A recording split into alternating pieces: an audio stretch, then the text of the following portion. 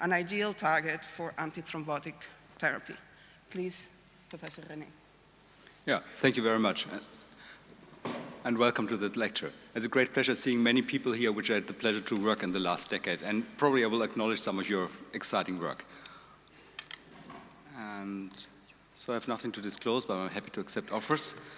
And so thromboembolic disease, as we all know, myocardial infarction, ischemic stroke, pulmonary embolism is the major cause of death, not only in Europe, but worldwide. And the common mechanism is occlusion of a vessel by a clot, which you see here on the upper right part, and here even in higher magnification. It's a formation of cells, blood cells, you see erythrocytes, which are captured in a meshwork of fibrin fibers. And to interfere with this fibrin fiber formation, that is the common cause, or that's a common strategy of anticoagulant drugs. And that's just a very brief overview. On the right side, you see the classical ones, heparin or vitamin K antagonists, and they target different combinations of proteases. Similarly, on the right side, you see the new oral anticoagulant drugs which specifically target some of the proteases in a more specific way. All these drugs are highly efficient to interfere with antithrombotic activity, to interfere with thrombosis, but you pay a price. All these drugs increase the bleeding risk. And I would like to give you some new data, or maybe to overcome that. And first, I would like to introduce you into the clotting system, and that's my very simplified scheme. You can essentially start thrombin and fibrin formation by two pathways.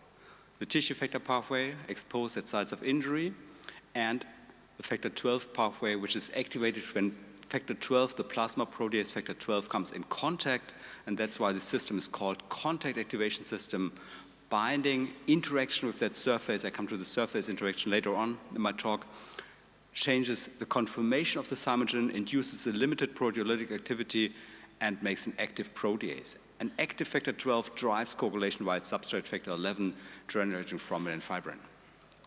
And that system has been used in vitro clotting assays about 4 billion times last year. So that's the basis for the well-known APTT clotting test. So there's no doubt, if you activate factor 12 with an artificial surface, for example, with kaolin or ellagic acid, you generate thrombin and fibrin. However, in contrast to all other factors of the coagulation cascade, factor 12 has no implications for hemostasis, to prevent bleeding at sites of injury. So if somebody of you would be deficient in factor 12, you're perfectly normal. You can do major surgery, you're not bleeding spontaneously, you're not bleeding excessively at sites of injury. You probably don't know that. The only thing which you know, you have a prolonged APTT time. Otherwise, you're completely healthy. And the later models have thought that the substrate of factor 11 is activated in a feedback activation loop by thrombin, which was initially described from Nigel Fujikawa and Dave Galani.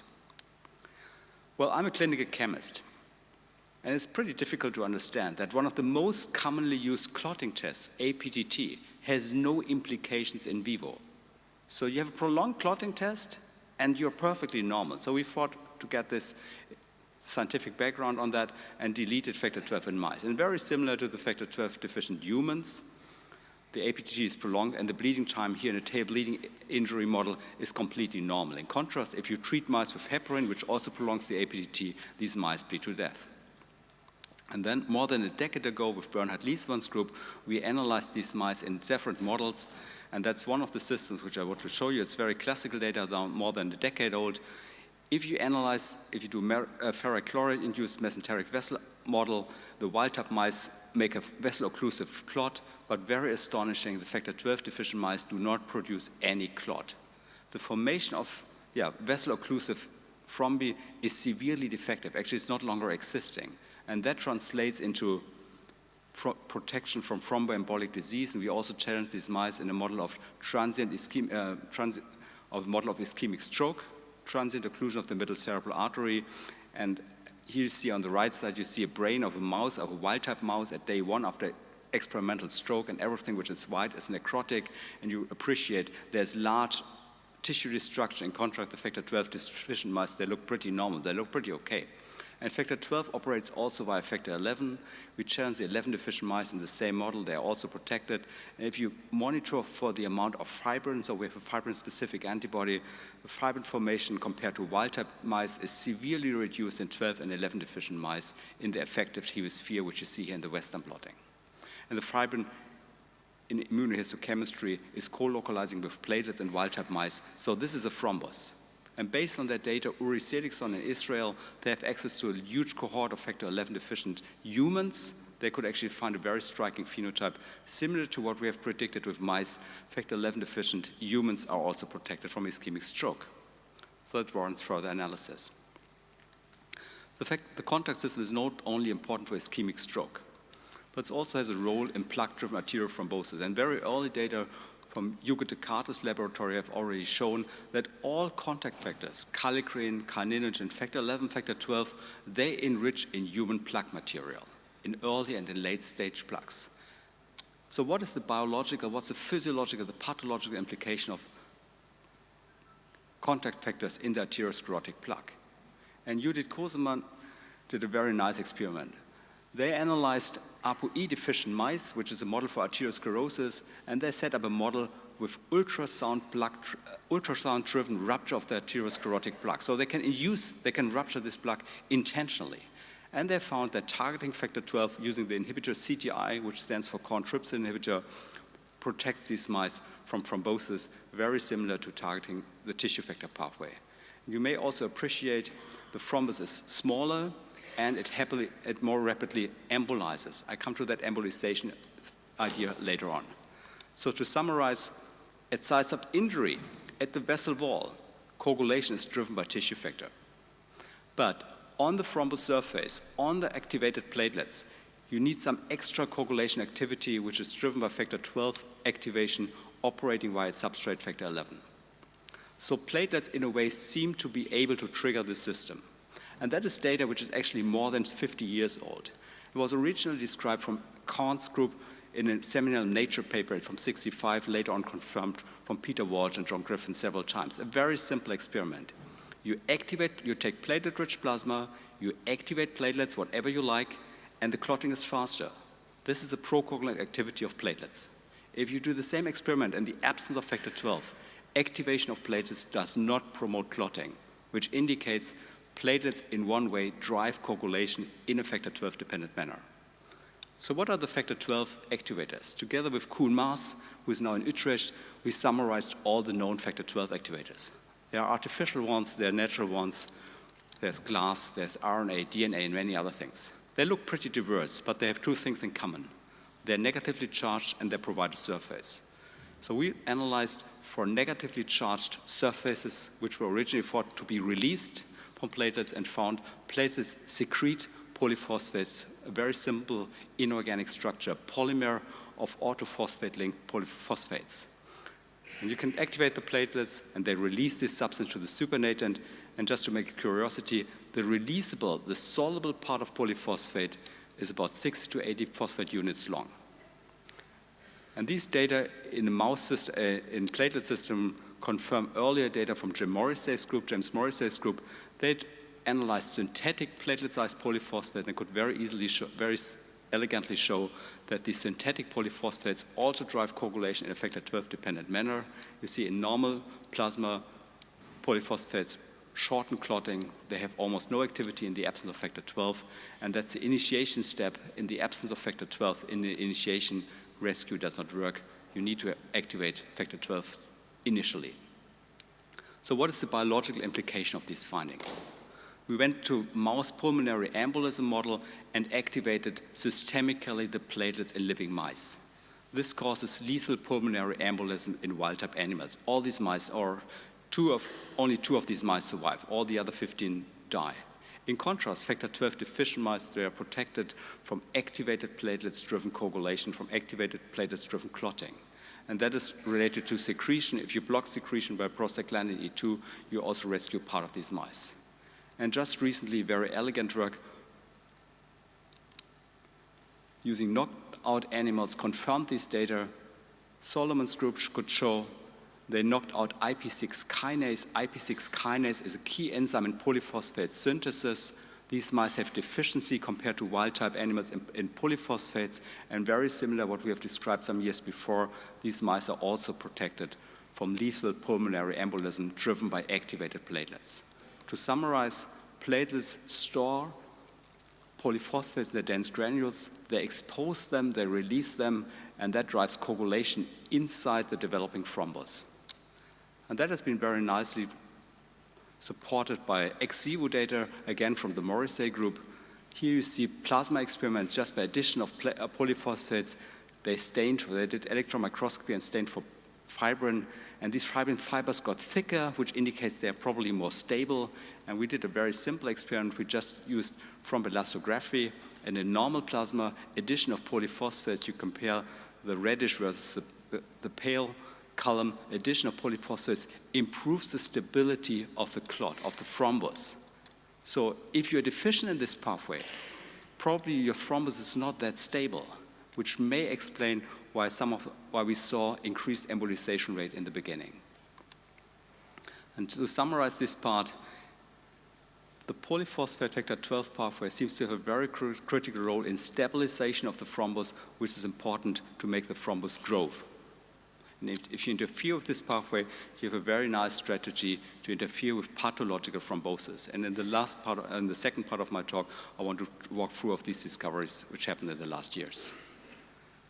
So targeting either factor 12 using a specific inhibitor or polyphosphates could be very nice and very selective strategies to specifically interfere with pathological thrombosis and do not affect desired normal hemostasis.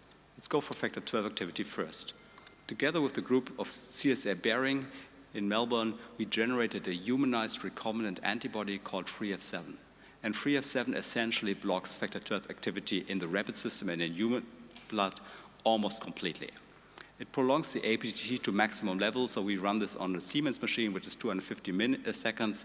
That's the maximum level, and it has essentially no effect on the prothrombin time, on tissue factor-driven pathway. So it's indicating 3F7 specifically binds to activated factor 12. We know already the binding site. It binds directly into the active pocket. And that has implications for ex vivo thrombus formation. On collagen-coated surfaces, 3F7 dose-dependently interferes with thrombus formation ex vivo under high shear and low shear condition. So this seems to be a very attractive strategy, a very attractive tool to target factor 12 maybe in a preclinical setting. And one scenario where coagulation is of critical importance is ECMO.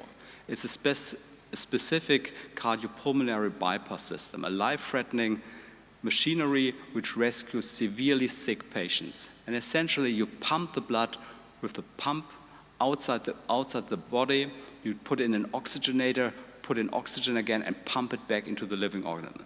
And that surface has a lot of surfaces, a lot of machineries, and believe me, these surfaces are highly prothrombotic.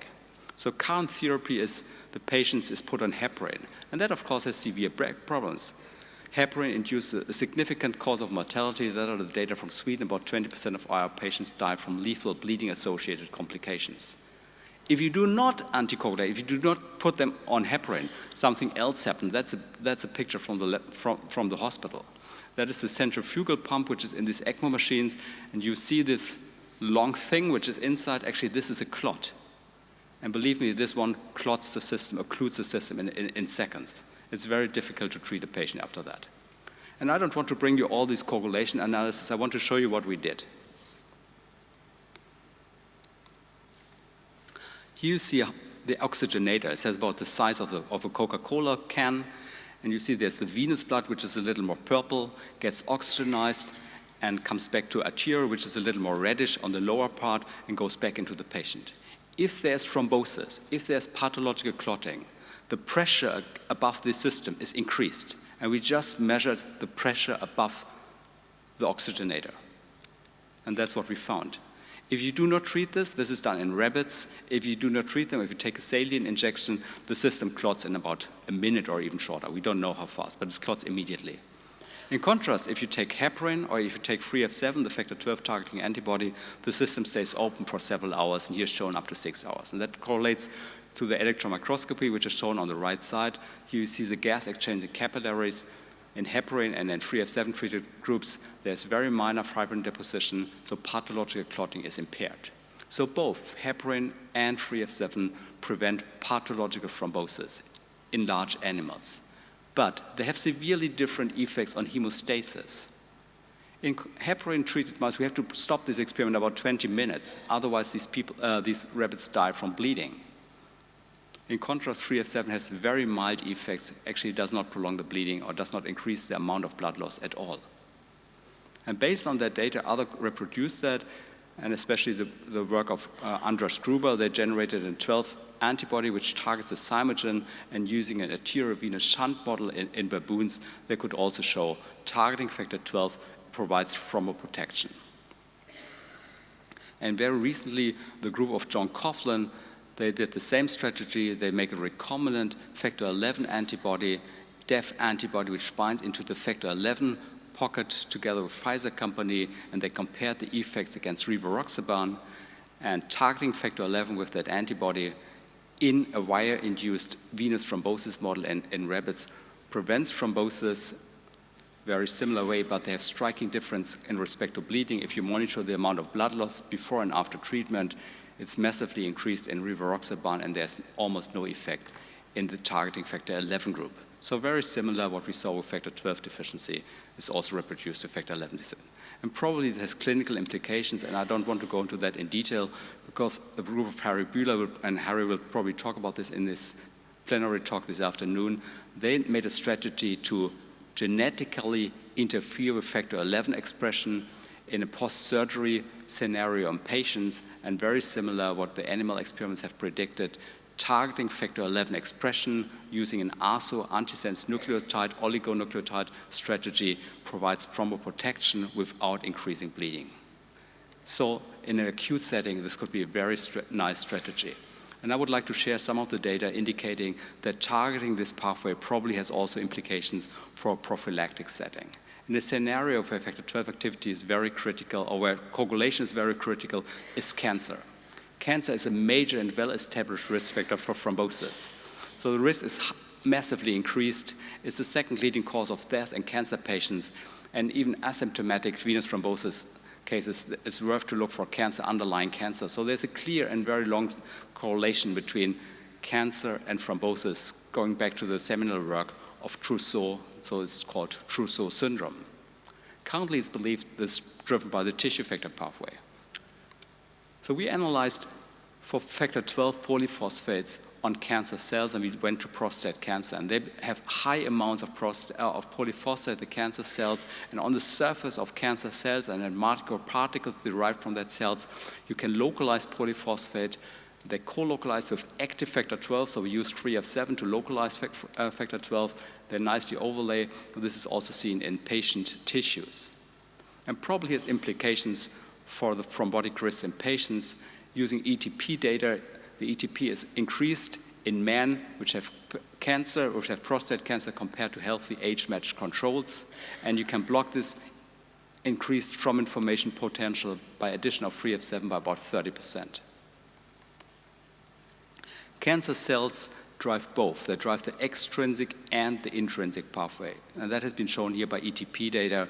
Targeting factor 12, for example, using the recombinant inhibitor infestin-4 reduces ETP by about 50%, and very similar, targeting the extrinsic, the tissue factor pathway, for example, using ACEs, also reduces it. And if you combine on the right side, you appreciate that, combining ACEs plus infestin-4, you block the activity completely. So it seems to be a synergistic effect, but it's sufficient to target factor 12. In an in vivo setting, we injected human cancer cells into wild-type and factor 12 or 11 deficient mice, and also in mice where the extrinsic pathway has been inhibited. And you will analyze for lethal pulmonary embolism, and you can appreciate deficiency in factor 12 or 11 is sufficient to rescue these mice from cancer-induced venous thromboembolism. And this can also be seen in the whole organ. Everything which is occluded stains in that bluish color, while the stains in this reddish color. Everything which is occluded, everything which still can be perfused is bluish, and that is much more in the 12 and 11 deficient mice. That has probably therapeutic implication. We did the same thing targeting wild-type mice, treating them with 3F7, which increases the survival time and has no impact on bleeding, indicating this could be a very safe way for interfering with thrombosis. So to summarize, prostate cancer and many other cells expose polyphosphates, driving factor 12 activation, generating thrombus, interfering with that has pretty good activities against thrombosis. So targeting factor 12, for example, using 3F7 is a nice strategy. What about targeting polyphosphates. And first, I would like to show some very recent data produced from Linda Labaton. She's here in the room. We analyzed for the amount of polyphosphates which is released from activated platelets. So if you activate platelets, for example, with collagen, the amount of polyphosphate in the supernatant is increased. That's soluble polyphosphate. But only a very tiny amount, we think less than 5%, maybe it's only 3 or 1%, is actually on the supernatant, is in the supernatant. So we don't find this polyphosphate. They are not soluble. So where do we find them? And that has been actually very elegantly shown in a paper which is in Blood from Ed Conwell's group. They localized polyphosphates on activated and non-activated platelets. In the absence of activations, they are enriched in dense granules. And if you activate them, they are exposed on the platelet surface. And work from Kuhn's Mars laboratory very elegantly could show more about the structure and the function about these polyphosphates, which form specific particles on the platelet surface. But today I will not go into that. I would invite you to go to this great lecture tomorrow to look for Johan's lecture, and he will teach you everything about platelet polyphosphate and the activities on the surface. But in any way, polyphosphates on platelet surfaces are a very attractive target for anticoagulant therapy. And that was actually the work from Linda Labaton, PhD student in the group, and she made a very elegant work developing technology to specifically interfere with polyphosphate activity, and I would like to share some of these data. Well, targeting polyanions is not a new idea. About some years ago, already the Morrissey group, they have used chrome ether-based substances. It's called universal heparin reversal agents. So they bind to everything which is negatively charged. They were originally developed to neutralize heparin. So they bind also to other polyanions, for example, to polyphosphate, and using universal heparin reversal agents, they can block thrombosis in a mouse model. However, that is associated to bleeding. It's not very clear how that works, but at least it indicates targeting polyphosphates could be a strategy for interference with thrombosis. We went in a different strategy, and Linda chose E. coli exopolyphosphatase. That's an enzyme which specifically degrades polyphosphates, which have a chain length more than 35. They do not degrade any other proteins, they do not degrade RNA or DNA, and they do not bind to many things. And using recombinant exopolyphosphatase, you could show PPX, that's recombinant exopolyphosphatase, degrades long and short-chain polyphosphate, and even long-term incubation with ATP has no implications with respect to platelet aggregation. So polyphosphatase does not degrade ATP, ADP is very specific for polyphosphate. If you degrade polyphosphate, shown here, you lose this smeary signal, which is shown here on the gel, and degradation of polyphosphates virtually dose-dependently reduces the prothrombogenic activity of that substance, which is shown here in a thrombin generation assay. So destruction, degradation of polyphosphate is a method to interfere with procoagulant polyphosphate activity. We came to another strategy. Linda developed polyphosphate deletion mutants, which I showed you a whole series, and we tested all the substances in clotting assays and found that PPX delta 1,2, so a mutant which lacks domain 1 and 2, still can bind to polyphosphate, which is shown here in the gel shift assay. However, PPX delta 1,2 does not degrade the polyphosphate, it just binds, and binding to polyphosphate is sufficient to ablate the procoagulant activity shown here in a polyphosphate-driven ETP setting. So what about the roles now in targeting platelet-derived polyphosphates? And we reproduced the very same experiment from James Kahn, published 50 years ago, and from Peter Walsh. So we took platelet-rich plasma, we activated them. On the left side, you see a calcium ionophore, on the right side is collagen. You can use whatever you like. You just need to activate the platelets. Activation of platelets promotes clotting, so the clotting time is about 3 times shorter. If you do the same experiment in factor 12 deficient plasma that I've introduced you already, there is no effect. And you can come to the same defective platelet-driven clotting by application of polyphosphatate or the binding domain PPX delta 1,2. This virtually completely ablates activated platelet-driven clotting, indicating that platelets expose polyphosphates driving factor 12 mediated fibrin formation in a test tube. What about the role in vivo in the mouse model?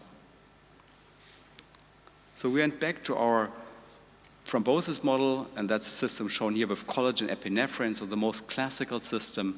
If you inject collagen epinephrine, wild-type mice die from lethal pulmonary embolism. And the lung is no longer perfused. Everything which is reddish is occluded, it's thrombotic. You see the whole organ on the top. If you pre-treat mice with polyphosphatase or the binding domain, you rescue these animals. Activation of platelets is not longer able to produce vessel-occlusive thrombi, and these mice survive pathological thrombosis. And this severe protection from pathological venous thrombosis is not associated with any increased risk of bleeding. So we did tail bleeding assays, we analyzed for the amount of blood loss, and believe me, a selective strategy for targeting polyphosphate has no implications for bleeding whatsoever, indicating that polyphosphates operate via factor XII activation in vivo. So to summarize my talk, we still believe the classical coagulation balance, thrombosis and hemostasis. This is correct for a lot of coagulation factors, but probably not for factor XII. And I would like to suggest a revision of that system. We have bleeding, the sealing of wounds. That's the world of tissue factor. But to generate a thrombus, you need additional thrombin-forming activity. You need the polyphosphate factor XII-driven pathway to generate additional thrombin-forming activity, and targeting this pathway is a very attractive strategy to selectively interfere with thrombosis. And to summarize that in words, we think the factor XII-driven contact system is very critical for thrombosis and has no role for hemostasis. So a thrombus is not just more than normal hemostasis. It's not the same mechanisms. There are some mechanisms which specifically operate only in thrombosis. And interfering with this pathway, for example, interfering with polyphosphate, interfering with factor XII, is a very nice and very selective strategy for interfering with thrombosis, sparing hemostasis. Do not increase in bleeding. I showed you some of these examples, for example, ischemic stroke, arterial thrombosis, ECMO, and also cancer-associated thrombosis. Probably there are much, much more. Polyphosphate is the in vivo activator of the factor XII pathway. It's exposed on platelets, probably also in other cells for reason of time. I skipped data on mast cells and other leukocytes. This reaction driven by factor XII has implications for allergic and anaphylactic diseases. Targeting polyphosphates reproduces the phenotype which we have seen with factor XII deficiency state. It prevents thrombosis without increasing bleeding, suggesting this pathway has a selective role in thrombosis. I'd like to acknowledge the people which have contributed to this work. There's especially on the very left, Katrin Nickel. She was crucial in making the polyphosphate work in cancer. And there's Linda Labaton, which I showed already. She was critically in generating the polyphosphate targeting reagents. And it's done with a lot of collaborators, and I had the pleasure to acknowledge some of them already, especially Jay Morrissey, working together with polyphosphates, Dave Galani from Factor 11, a lot of groups in the Netherlands, especially around Maastricht, Judith Koseman and Johan Heemskerk helping us with platelet-induced aggregation, platelet-induced analysis at all. Koen Maas was critically to learn about polyphosphate activity, and the initial work was done together with Bernhard Nieswand, analyzing the 12-deficient mice in thrombosis model. And before closing up my session, I would like to help you in identifying more about factor XII deficiency states. We have done a lot of things in rabbits, we have done a lot of things in mice, but it's very difficult to find factor XII deficient people because they're not patients. So we set up a register, and I would like to invite you, whenever you see a factor XII deficient individual in your area, please register this person here on the homepage, and hopefully in some years we get more about factor XII deficiency states in the human situation. And if you're really motivated to help us with factor XII, feel invited to apply next year. Thank you very much.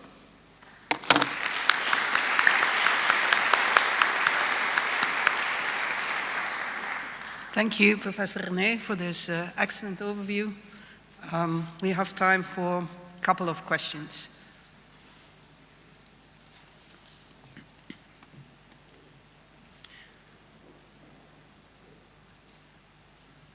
Please. Anders Dam from Norway. I assume that there is no evidence that factor XII deficient people are protected against venous or arterial thrombosis? There's no study existing so far. Yeah.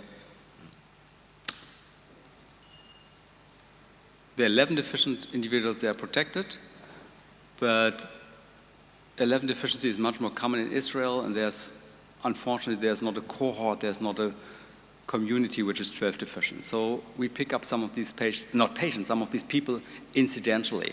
And unfortunately, nobody has really analyzed incidence and severity of ischemic disease, and that's what is ongoing work.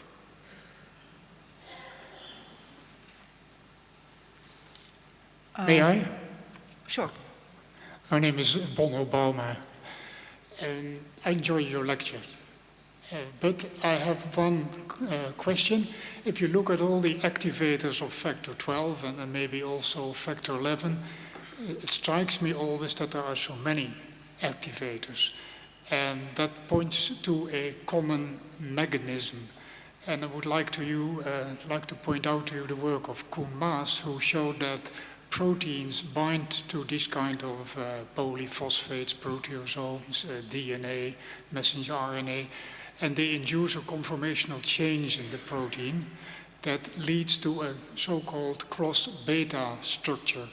And this structure is capable of activating factor 12.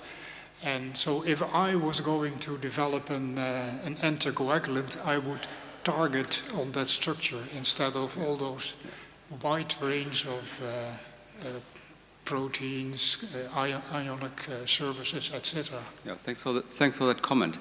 Actually, it's probably we need to learn more about the structure function. That's actually its ongoing work. But these misfolded proteins done from Kuhn actually has no prothrombogenic activity. They activate factor 12, but this does not result in clotting. So probably we need to learn more. So actually, that's one of the examples which activates factor 12 but does not produce procoagulant activity. They drive bradykinin formation but not clotting. So maybe it's not so simple as we always thought.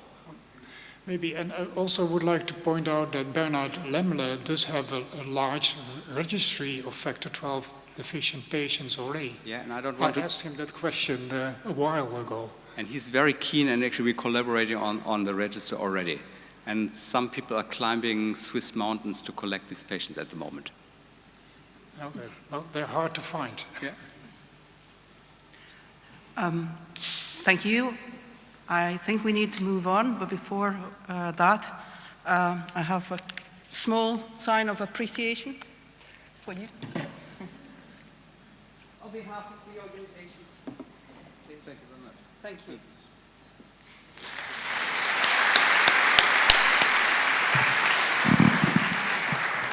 So we move on to the next speaker, and it's my pleasure to introduce Javier Corral.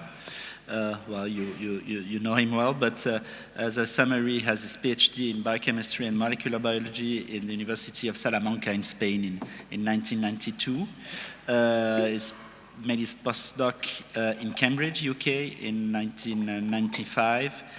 He is now the leader of a research group on congenital thrombophilia at the Department of Medicine at the University of Murcia in Spain since 2001, and he is the vice president of the Spanish Society of Thrombosis and Hemostasis. And the title of his talk would be Congenital Thrombophilia, New Factors and Mechanisms. Please, Javier. Okay, thank you so much. Thank you for the introduction. And I would like to start by thanking the organizing committee for the kind invitation to participate in this first European Congress on Thrombosis. It's a great honor. Well, I have no conflict to disclose. So nobody questions the role for genetics in venous thrombosis. The study of Soto and co-workers found a high heritability for venous thrombosis, since up to 70% of the predisposition to suffer a thrombotic events is caused by genetic factors. By using a different approach, a population-based study, the Swedish multi-generation register demonstrated that a family history of venous thrombosis is a strong or moderate risk factor for venous thrombosis depending on the number of affecting siblings. With this data, we might understand perfectly that the identification of the first genetic defect associated with venous thrombosis was done in a family with several members affected. 50 years ago, Olaf Egever described antithrombin deficiency in a Norwegian thrombophilic family. The mutations in SERPINC1, the gene encoding for antithrombin, by affecting RNA stability, folding, or the secretional function of the protein, explained up to 80% of cases with antithrombin deficiency. the key hemostatic role of antithrombin, that is an important endogenous anticoagulant that efficiently inhibits multiple serine proteases, explains why the mutation of a single allele is rendering half of the normal anticoagulant activity, significantly increase the risk of venous thrombosis. The study in the 80s of other thrombophilic families and finding loss of function mutation affecting other anticoagulants encouraged to propose thrombosis as an autosomic dominant disorder, monogenic disorder, based on the identification of mutation affecting one allele, rare in the general population and associated with a high risk of thrombosis. More recently, the study of a Japanese thrombophilic family identified a new genetic risk factor, this time affecting prothrombin, also with a dominant effect. But there is something new in this case. The mutation responsible for the prothrombin Yukuhasi does not cause a loss of function, but it causes a gain of function as the variant has impaired antithrombin inhibition. And another example of a gain of function mutation associated with a high risk of thrombosis is factor 9 PADUA. This mutation increased the clotting activity of factor 9, and there is something new in this case. This is not a classical dominant thrombophilia, but it's the first X-linked thrombophilia. That means that it's recessive in females. With all this data, we might expect that the analysis of thrombophilic families, particularly with the use of the massive genome sequencing methods, may render many new genetic defects, as it has already published for bleeding disorders that already have identified not only genetic defects, but also new genes involved in platelet function. But this is not so simple for venous thrombosis. And as far as I know, probably Pierre Morange has more data, but there is no publication on the identification of new genetic defects by the analysis of thrombophilic families. So why? Can we explain these results? So let's think a little bit.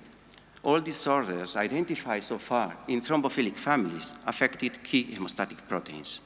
It is possible, it's necessary that for platelets, we must search for new elements of these systems. And this is the complex interaction between the hemostatic and inflammatory systems, showing many potential candidates to be evaluated in this framework. It is also important to suggest that genes that could affect the hemostatic system through an indirect mechanism could be involved in the risk of thrombosis, as we can discuss later. And probably there are many other different mechanisms explaining why we are not able to detect mutations by analyzing thrombophilic families. But at this moment, I would like to propose you the possibility of gain of function mutations in proteins that are not directly involved in the hemostatic system, but that render variants that play a role in the hemostasia. And probably the best example is antitrypsin Pittsburgh.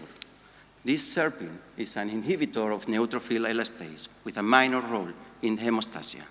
However, the mutation of the P1 methionine residue to an arginine residue transformed this inhibitor of elastase into a strong thrombin inhibitor, transformed into an antithrombin molecule that circulates in plasma at very high levels and in a constitutively activated state. So this variant, this mutating variant, plays a significant role in the hemostatic system and obviously has bleeding consequences. And this is another example of a gain of function. This study that has been done in collaboration with Professor Ulrich Abigaard from Norway has evaluated a large Norwegian thrombophilic family with a severe clinical phenotype. As you can see here, 18 members develop early, recurrent, and in many cases, fatal arterial and venous thrombotic events. Analysis of thrombophilic factors identify a type 1 antithrombin deficiency in all affected members, and we evaluated the SERPINC1 gene, that is the normal workflow to diagnose a genetic defect. We identified a mutation affecting the initiation codon that perfectly explained the loss of function, the type 1 antithrombin deficiency. But we speculated that this mutation could have a gain of function in order to explain such a severe clinical phenotype. So we expressed this mutation that affects the initiation of the translation into a recombinant system, and surprisingly, we observed that the mutation produce two small proteins in quite high levels, similar to the wild type, that are retained intracellularly. The explanation to these two small proteins was done by site-directed mutagenesis and demonstrated that two downstream methionines were used as alternative initiation codons. And interestingly, as these two methionines are after the signal peptide, the peptide that drives the protein to the endoplasmic reticulum and to the Golgi, as you can see in this electronic microscopy analysis, the variants are not localized in the endoplasmic reticulum by the cytosolic. And obviously, they have no glycosylation at all. So we propose that mutations affecting the initiation codon or even the signal peptide may render the small proteins without glycosylation, but much more importantly, with a different cell localization. So these new proteins could have functions never thought for the original one that could play a prothrombotic state, or as in our case, could contribute to the severe clinical phenotype of the family. But definitively, further genetic defects must exist in venous thrombosis, particularly not only because the higher ability for venous thrombosis, but particularly because when we evaluated consecutive cases with venous thrombosis, a high percentage of these cases have no family history. And the incidence of patients with the deficiency of important anticoagulants is very low. So other genetic risk factors must exist, probably with milder thrombotic consequences and with new associated thrombotic mechanisms. And actually, we already know that common polymorphism play a role in venous thrombosis.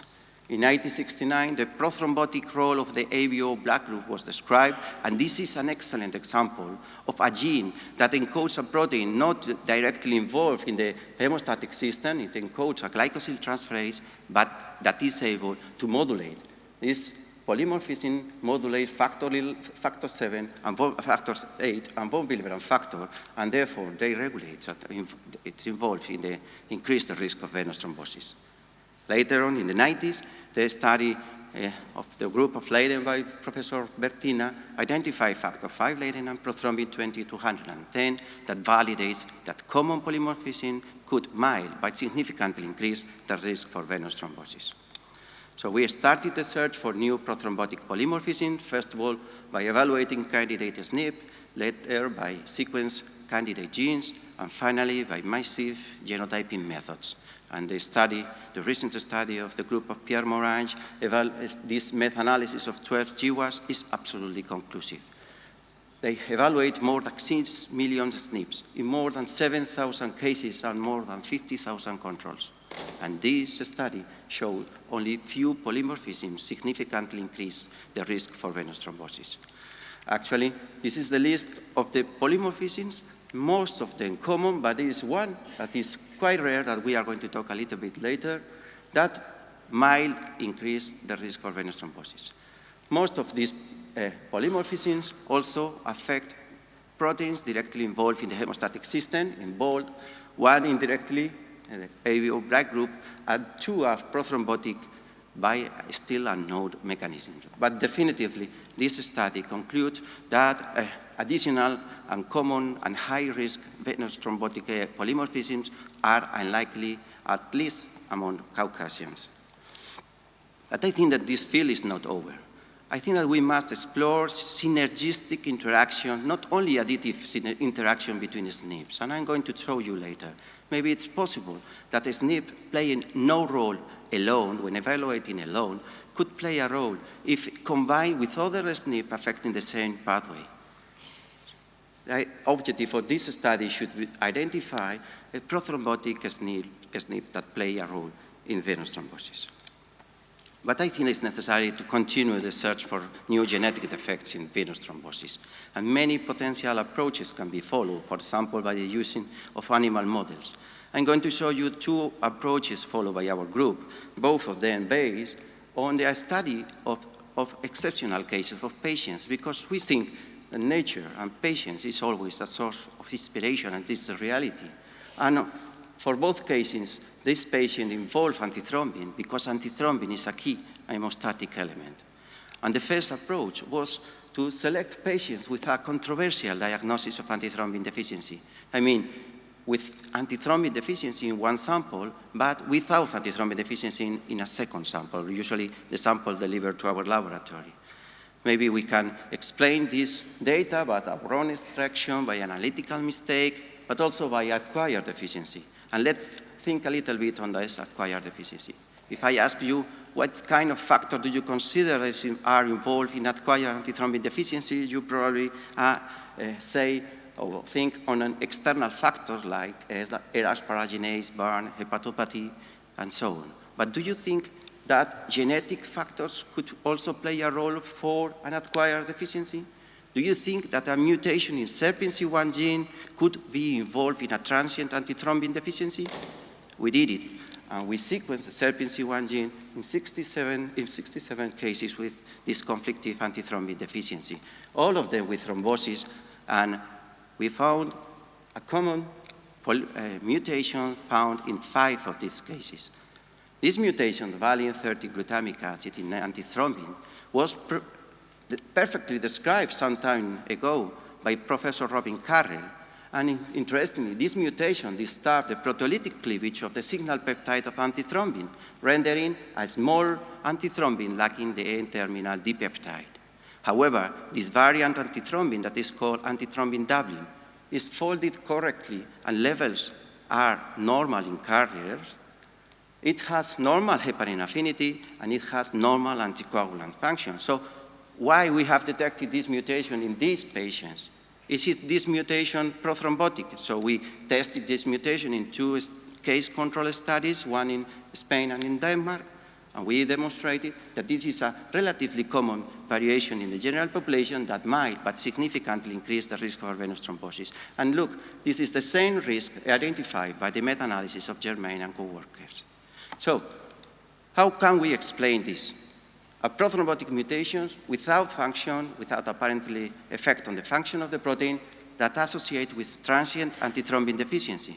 In order to get more information, we express this variant in a recombinant model, and the mutation impairs the secretion to the condition medium. But the protein has exactly the same N-terminal N that the protein purified from patients. However, the recombinant variant has no anticoagulant activity. And the reason to explain this absence of activity is that the protein is hyperstable and for polymers. How to explain all this data? Well, antithrombin is a SERPIN. It requires a structural flexibility for the inhibition mechanism. So it is folded into a metastable conformation. But this conformation is sensitive to stress. Under heating conditions, this conformation is transformed to 2 different hyperstable conformations by introducing the reactive center loop into their own molecule, rendering the latent conformation, or by introducing the reactive center loop into another molecule and forming polymers. And interestingly, both hyperstable conformations have no anticoagulant activity. So antithrombin is vulnerable to mutations able to affect the structural stability of the molecule, with 2 potential consequences. First one, if the mutation is strong, it affects folding, and the protein can fold into polymers that are retained inside the cell and explains several cases with missense mutation associated with type 1 antithrombin deficiency. But also the mutations is able to transform, to fold the protein into a latent conformation. And there are 2 examples. One of them will be presented in our Congress, in this Congress, by our group. But it is also possible to find mutations that are not strong enough to affect the folding. So the protein can be folded in a normal metastable conformation, but the protein is sensitive to different stress. So under normal conditions, the protein works perfectly. But under stress conditions, and I'm talking about increased temperature or increased oxidative stress, that are conditions present during infection, with fever, with inflammation, conditions that are prothrombotic, the protein can form polymers, and probably the best example is the valine 30 glutamic mutation, or can be transformed to the latent conformation, and there are 2 excellent examples already published. So with all this data, we can propose a new term. We propose transient thrombophilia to define those genetic defects that show pathological consequence only under specific conditions. And you may understand that the detection of this kind of genetic defects are difficult with the normal workflow to detect a genetic defect. We start with a clinical phenotype with a patient with thrombosis. We analyze an analytical and intermediate phenotype, antithrombic deficiency, that drives the genetic analysis, the identification of mutation in SERPINC1 gene. If the analytical phenotype is depending on the presence not only of a genetic defect, but also of an external factor, unless you collect the sample in the patients, when this factor is present, the analytical phenotype will be never detected. So I think that the statement of Robin Carrell that was applicable to SERPINs, what is true for some moments or conditions, may not be true for other moments or conditions, is perfectly extrapolated to thrombophilia. And the second approach to identify new genetic risk factor involved in thrombin involves unquestionable cases with unquestionable diagnosis of antithrombin deficiency, but without genetic defect. We selected 30 cases of patients with this feature, and we are surprised when we detected 8 of them having a smaller antithrombin in plasma. How can we explain a small antithrombin without a coding defect? Obviously, we thought on a post-translational modification, and we detected that these patients have hypoglycosylated antithrombin. And this defect is not specific for antithrombin, since other proteins are hypoglycosylated, like alpha-1 antitrypsin. And much more importantly, the electrophoretic pattern that identified in our patients was identical to that found in patients with congenital disorders of glycosylation, a rare disorder that affects children with psychomotor delay. So to be sure that we were detecting congenital disorder of glycosylation, we used the gold standard on the diagnosis of these disorders, the analysis of transferase glycophores by using 2 different methods, the HPLC and the more sensitive and specific QTOF method. And as you can see here, our patients have increased level of ACIALO and DCIALO transferrin, exactly the same that CDG patients. Finally, whole exome analysis revealed mutations in genes involved in the N-glycosylation pathway.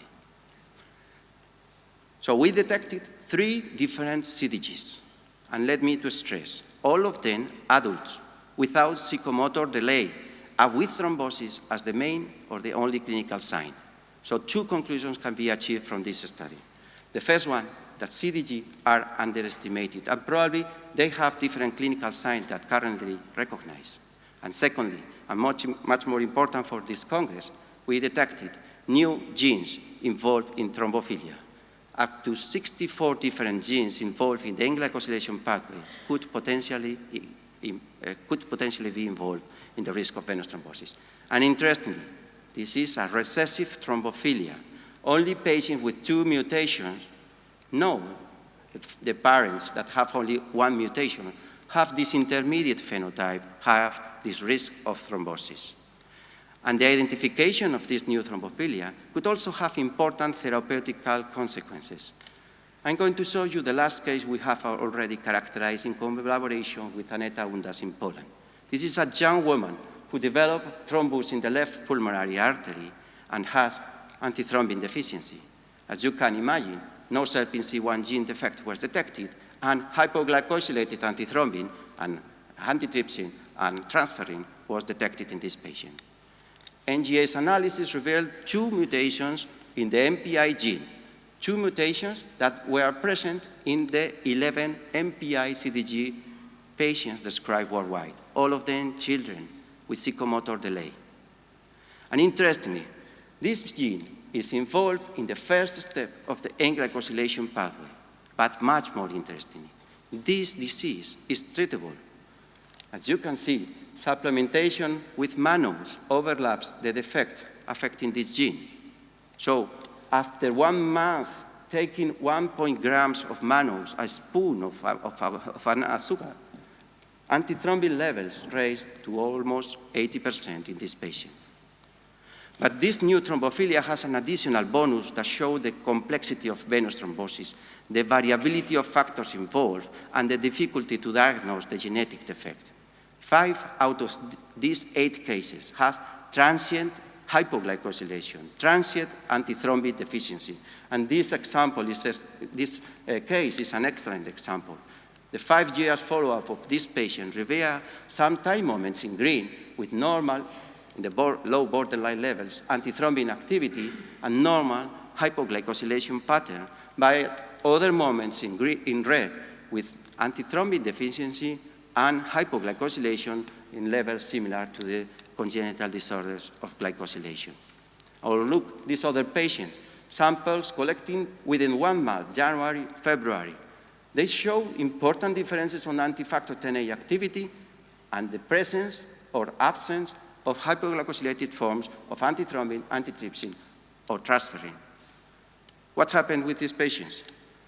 Both, all of them, only have a single mutation in a gene involved in the N-glycosylation pathway. So we are talking on a more frequent disorder, not compound heterozygosis, not homozygosis, but simple heterozygous could have an increased risk of thrombosis.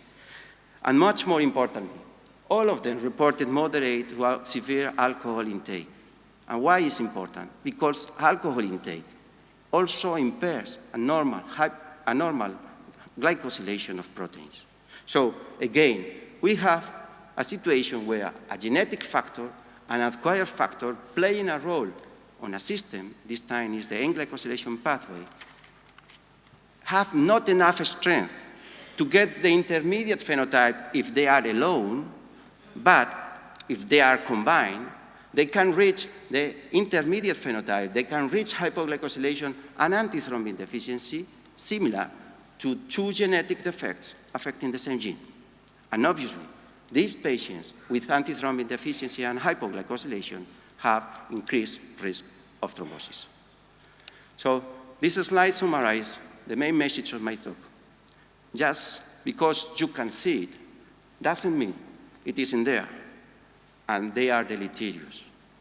And finally, one word for some fantastic system like the hemostatic. This is a sensitive equilibrium, and for everything, but particularly for this kind of equilibrium, we have to consider that life always has at least 2 sides, and we have to see the other side of the coin. Maybe we are too much focused to identify prothrombotic risk factor, genetic risk factor involved in an increased risk for thrombosis, and that's right. But don't forget that it is possible, that I'm sure there are genetic variants that also protects against venous thrombosis. And in this framework, I would like to propose you factor 11 deficiency because of 2 different reasons. The first one is that we have data supporting that this deficiency is underestimated. And secondly, as Professor René has already shown, there are strong evidences based on animal models, an excellent clinical trial, and also epidemiological data supporting that factor 11 deficiency protects against venous thrombosis. So finally, let me just to acknowledge many people from different countries and Spain and different institutions that have been involved in this study, particularly the Spanish Society of Thrombosis and Hemostasis, and of course our small group in Murcia, and all of you for your attention. Thank you.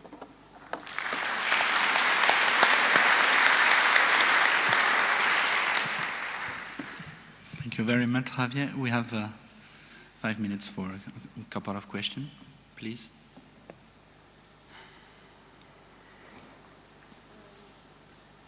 Yes? I do have a question. You say that there are a lot of conditions that are potential pre-thrombotic. There is a test, APC resistance test, which is actually developed to detect factor V Leiden deficiency, but also protein C deficiency. But sometimes this test is low, but if you do a DNA test, you don't see anything, or when you do protein C analysis, it's normal. Is this maybe a test which can be an overall indication for pre-thrombotic states by patients? What do you think? I mean, any test showing a defect in the hemostatic system says something. And obviously, you have to look what's the mechanism involved. Definitively, you find a patient with an abnormal APC test means something. But you have to think, you have to look for the mechanism, underlying mechanism. Okay. Thank you. Other question? Yeah, Fritz, please. Javier, thank you very much. I was intrigued by your last point about the protective factors. Yeah. Because you could say if one genotype is causing the disease, the other genotype is protecting. So do you think we need different approaches if we would want to look for protective factors? I think that at least it is necessary to take in mind that protective factors exist. And obviously, we have some data with patients with factor 11 deficiency that also have prothrombotic risk factor, prothrombin mutation, and factor V Leiden, who had not developed thrombosis. Obviously, it is necessary further studies to be sure to validate this data, and obviously to know the final effect of a protective factor together with a risk factor. We have to start working on that. Thank you. Okay, so it's time to close the session. I have first to give you the present from the ECTH committee. Okay.